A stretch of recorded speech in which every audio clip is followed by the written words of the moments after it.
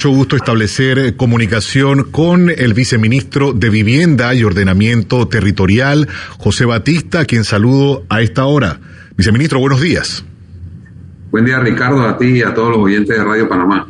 Viceministro, en este punto es interesante, es importante hacer un balance de cuál habría sido esta proyección, y entendemos todos el contexto con el tema de la pandemia, cuál habría sido la proyección en materia de respuestas habitacionales o de proyectos de este tipo en el país y qué se ha logrado avanzar hasta este momento.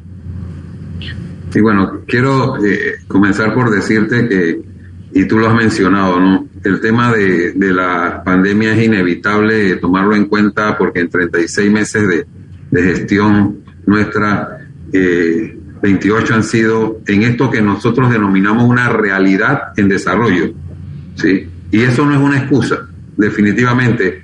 Es podemos decir, un peso que hemos tenido en los propósitos de lograr mejores resultados. Sin embargo, quiero decirte que en medio de esas circunstancias, nosotros consideramos que en muchos aspectos hemos logrado éxito más allá de lo proyectado.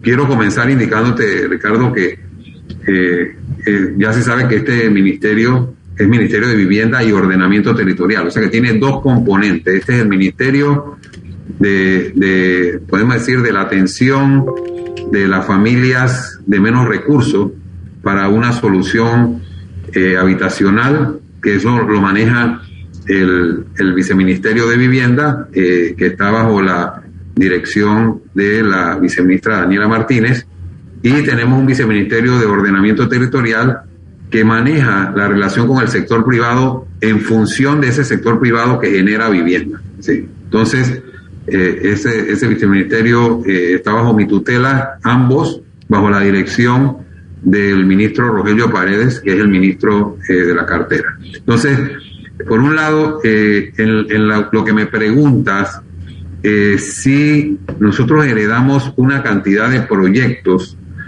que iban más allá de las capacidades de este ministerio. Tanto es decirte, en la administración pasada aquí se manejaba un presupuesto como de $200 millones en inversión, y aquí había proyectos por 700 millones. O sea, eso significaba que en condiciones normales, que sin pandemia y la limitación de recursos que fueron destinados a atender la misma, nosotros hubiésemos tenido como 3 años y medio en que no hubiésemos podido plantear ningún proyecto nuestro. Nosotros hemos continuado atendiendo los proyectos heredados con muchas dificultades legales, no solamente de esta institución, sino de la mayoría, la forma como se dieron los contratos. Muchas de estas empresas quebraron y no podíamos, no se habían garantizado las compañías de seguro que pudiesen atender estos reclamos. Bueno, en fin, pero esa es la parte que yo te digo ya ni siquiera para hablar, ¿no? Porque nosotros tenemos que seguir adelante y siempre recordamos las palabras del general Omar Torrijos Herrera, que decía que un año después que tú estás en el gobierno, ya el gobierno anterior eres tú, ¿sí? Exactamente. Entonces, no se puede llover sobre mojado. Y el gobierno anterior. Entonces, yo quiero hablarte en el área del Viceministerio de Vivienda, cosas positivas. Nosotros continuamos la terminación del proyecto Ciudad Esperanza en Arraiján, que son más de 2,000 viviendas. Seguimos entregando con la misma empresa constructora, y un poco lentos van ellos, pero seguimos entregando apartamentos prácticamente todos los meses, que ya sumamos entre Ciudad Esperanza, los entregados en Arraiján, en Caledonia, que ese fue un proyecto que se culminó, y en Brooklyncito, que ya entregamos un edificio, entregamos 48 apartamentos, hemos entregado más de 2,500 soluciones de los proyectos heredados, que incluyen proyectos de Techo de Esperanza, que eran proyectos donde se atendía a familias que teniendo un lote pero sin capacidad en ingresos para hacer una casa, y sobre todo en casas precarias, y privilegiando a las familias que tuviesen no solamente alguna condición de extrema pobreza, sino también discapacidades en miembros de la familia, pues nosotros hemos favorecido a esta familia. Así es que en esa dirección hemos seguido atendiendo, hemos continuado, que debemos estar entregando quizás este año ya los primeros edificios, el proyecto Alto de los Lagos en Colón, que es la segunda fase también de un proyecto heredado, que son 1.600 soluciones de vivienda para mudar familias del casco antiguo de Colón. Eso se suma a este viceministerio a los casos que nosotros llevamos adelante en los asentamientos informales, que tienen que ver con el tema de la titulación de tierras, sobre todo de invasiones que han sido expropiadas y regularizadas su situación. Son más de 1.600 familias que ya se benefician con un título, y esto lo sumamos a una institución de la cual el ministro es el presidente de la Junta Directiva, que es ANATI, con la cual se ha realizado las titulaciones masivas de más de 16.000 lotes en todo el país. La verdad es que en medio de toda la situación ha sido un logro significativo. Por otro lado, en el Viceministerio de Ordenamiento Territorial, donde la instrucción del presidente Laurentino Cortizo desde el primer día fue que fuéramos facilitadores del sector privado. ¿Por qué? Porque si bien es cierto, nosotros cumplimos una misión y una función social en atender a la familia con los recursos necesarios cuando no lo pueden accesar por el crédito hipotecario, la función de construcción nosotros consideramos que debe ser del sector privado. Así lo hicimos en la administración de Martín Torrijos, Ricardo. O sea, en ese periodo nosotros nos pasamos de ser un ministerio constructor a un ministerio facilitador.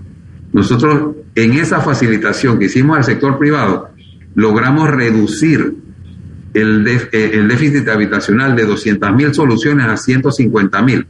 Ese logro que representó en ese momento, que además de las 20.000 soluciones que genera el crecimiento vegetativo de la población por año, o sea, cada año hay 20.000 familias nuevas que requieren vivienda. O sea que en 5 años se construyeron 100.000 más 50.000 adicionales. Por eso logramos bajar 50.000 el déficit habitacional. Pero eso lo hizo el sector privado. ¿Cómo? Con una gestión de ser facilitadores, de no ponerle traba. Y ahora llegamos con esa misión e instrucción del presidente Cortizo. Entonces nosotros en ordenamiento territorial, lo primero que hicimos fue revisar todos los procesos de trámite. Y exitosamente hemos logrado, por un lado, reducir todos los trámites de aprobaciones de uso de suelo, de esquemas de ordenamiento territorial, aprobaciones de propiedad horizontal, de las ventanillas únicas de urbanizaciones. A lo mínimo que se ha reducido es a la mitad los trámites, y hay algunos trámites que se redujeron hasta en un 70%. Esto ha significado que los promotores puedan más prontamente iniciar sus proyectos, y esto es en todos los niveles y en todos los estratos sociales. ¿Qué otras facilidades le hemos dado a los inversionistas, al sector privado? Bueno, la digitalización. Ya nosotros aprobamos vía digital. Los promotores no tienen, y los arquitectos no tienen que venir al ministerio para aprobar el anteproyecto de urbanización. Lo hacen en línea, y tenemos los sellos y las firmas electrónicas para cumplir con esto. Esto permite, un arquitecto puede estar en su oficina, la puede tener en boquete, y desde allá manda los planos y nosotros se los aprobamos. Todavía no estamos aprobando los planos de construcción, que es la siguiente etapa, pero vamos en camino de eso. Ya la IG nos está instalando los software necesarios, las plataformas necesarias para poder que esto también sea digital. Pero otra facilidad que hicimos fue rescatar también podemos decir un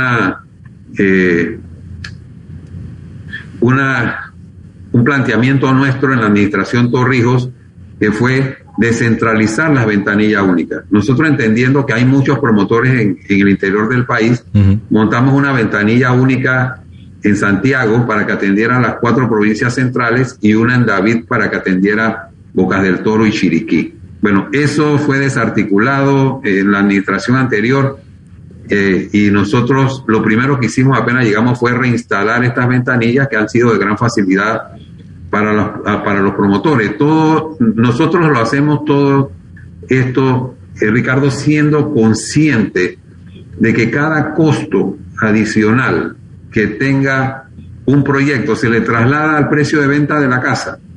Entonces, no es que el promotor de sus ganancias va a cargar los intereses que represente mayor tiempo en que no se le aprueban los planos. No, todo eso se traslada. Y entonces nosotros, para ser solidarios con los compradores, creemos que la facilitación de los trámites es fundamental. Ahora, tomando en cuenta y aprovechando ese aspecto de las promotoras, viceministro, y que puede servir quizá como un termómetro para ver cómo está realmente poco a poco la economía tomando fuerza o auge, ¿cuántos proyectos o qué se conoce de proyectos en este sentido que estén haciendo sus trámites en este momento? Bueno, mira, nosotros hemos tramitado en estos 3 años 452 proyectos, ¿sí?, en etapa de anteproyecto, que representan 92.752 soluciones de vivienda. Eso, producto también de el responsable manejo del Fondo Solidario de Vivienda, que es el programa insignia de esta administración, que nosotros lo ubicamos como tal porque es una alianza público-privada donde el promotor compra su lote, aprueba sus planos, contratando sus propios profesionales, construye las casas, las vende. Son casas y apartamentos hasta 70,000 balboas para familias con ingresos hasta 2,000 balboas. Mira, la administración anterior entregó estos bonos de 10,000 balboas, entregó 10,000 bonos en 5 años. Nosotros exitosamente, y eso va con la pregunta tuya inicial de cuál hubiesen sido las proyecciones. Bueno, nosotros si hubiésemos repetido lo mismo que la administración anterior, en estos 3 meses nosotros habríamos entregado, imagínate, a razón de 2.500, unas 7.500 en 3 años. Bueno, quiero decirte y decirle a todos tus oyentes que nosotros al culminar el tercer año de gestión ya vamos por 14,000 bonos entregados. Son 14,000 familias que se han beneficiado. En la reciente feria de Acovir, el 80% de las viviendas eran viviendas del Fondo Solidario de Vivienda. ¿Y esto por qué ha sido tan exitoso? Primero, porque la banca ha recibido la responsabilidad de esta administración. Nosotros llegamos aquí, encontramos una deuda de $18 millones con los promotores. Entonces ya los bancos privados no querían financiar a los proyectos del Fondo Solidario de Vivienda. Nosotros en el año 2019, antes de la pandemia, cancelamos esa deuda de $18 millones y actualmente nuestros pagos, con algunas excepciones que tienen sus razones de ser, pero nosotros estamos pagando una vez presentada la escritura de traspaso al beneficiario, nosotros pagamos al promotor los 10,000 balboas en plazos que escasamente superan los 60 días. Eso le ha dado confianza a los promotores y por tanto nosotros tenemos más de 200 promotores con alrededor de 300 proyectos en todo el país. Y es una gran experiencia a ti, Ricardo, y a tus oyentes, donde esto se ha vuelto una sana competencia, porque nosotros exigimos que esa casa tenga mínimo 45 metros cuadrados, 2 recámaras, un baño. Y nosotros ya encontramos en esta competencia entre los promotores. Estuvimos recientemente con el ministro Paredes viendo unos proyectos en Chiriquí, donde se ofrecen casas, por los mismos $70,000 se ofrecen casas de 3 recámaras, 2 baños.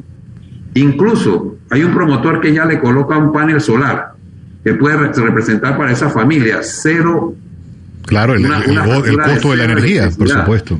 Sí, entonces esto, tú sabes que eso es lo que hace la competencia, ¿no? Entonces, como en estas ferias, todos los promotores exponen su proyecto, pues ahí la persona va y escoge, ¿no? Nosotros no lo obligamos a comprar para darle los $10,000 que sea con tal promotor o en tal proyecto, ¿no? Ellos lo escogen.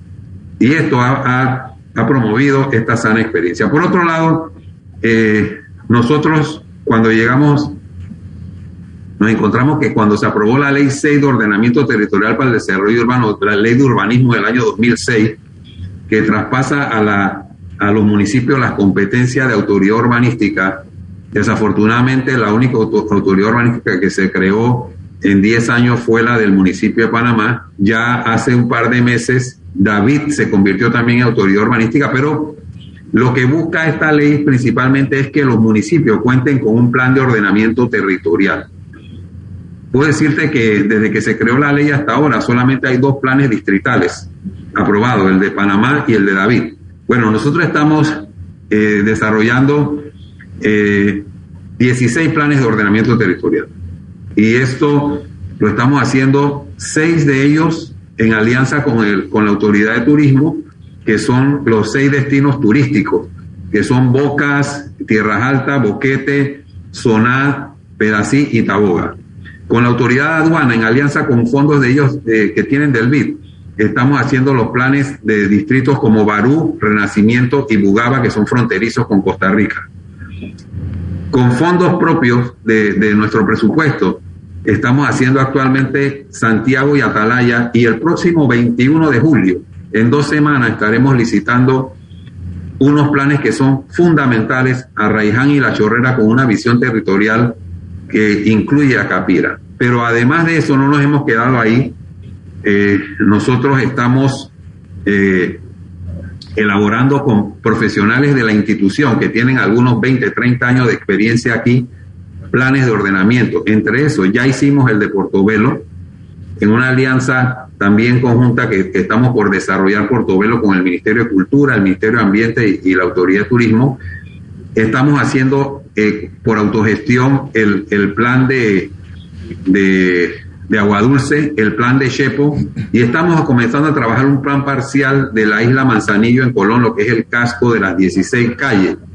Y también con colaboración de la empresa privada, por ejemplo, la Cámara de Comercio de Chiriquí elaboró un proyecto en Boca Chica para que nosotros, del cual nosotros vamos a elaborar un plan parcial, y prontamente con unos estudios elaborados por el Banco Mundial vamos a elaborar un plan parcial de lo que sería la futura línea de Metrocable en San Miguelito. O sea, hay mucha actividad nuestra en el tema de ordenamiento territorial que va más allá de las expectativas incluso que teníamos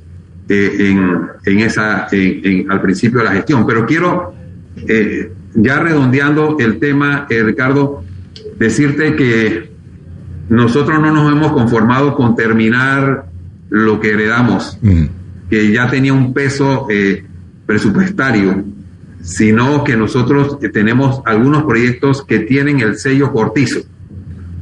¿Cuáles son estos? Un proyecto de apartamentos en San Miguelito. Hace varias décadas que no se hacen apartamentos en San Miguelito. Este es el proyecto Miki Sierra de 400 apartamentos. Tenemos el Plan Progreso, que es un programa innovador que ha sido solicitud de información de países centroamericanos, que es un programa que no solamente te incluye una solución de vivienda, sino un componente económico. Claro. Dentro de la misma casa nosotros elaboramos un espacio que con fondos de la AMPIME, para que con 2.000 balboas no reembolsables la persona instale un comercio de barrio, que puede ser una barrotería, una sastrería. Entonces con estos 2.000 balboas compran los equipos necesarios. Eso todo es parte de este sello Cortizo, que son proyectos generados por esta administración, y también en construcción los planes que estamos adelantando con las juntas comunales, donde nosotros vamos a proporcionar materiales debidamente controlados a través de inspecciones de Contraloría de los beneficiarios. Nosotros ponemos los materiales y la Junta Comunal pone la mano de obra, esto para poder multiplicar y, como dice el presidente Cortizo, hacer más con menos. Viceministro, quiero agradecerle la oportunidad de haber hecho esta rendición, este informe, de compartirlo con nuestra audiencia y en aras de pues brindar también esas respuestas oportunas a la ciudadanía. Muchísimas gracias. Muchas gracias a ti y a la emisora. Por supuesto.